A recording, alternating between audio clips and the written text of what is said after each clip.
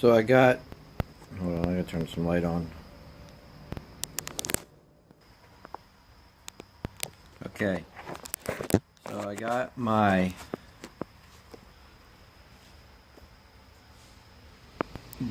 negative line running to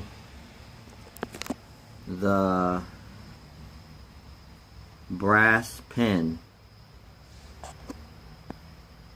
See that?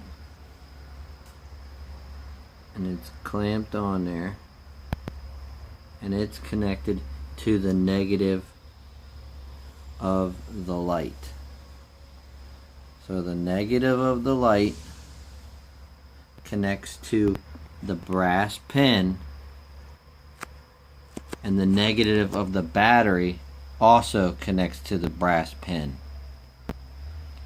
The positive of the light connects to the center, and the positive of the battery connects to the outer pin. And now you can turn it on, and you gotta light it lit up. Okay? That easy.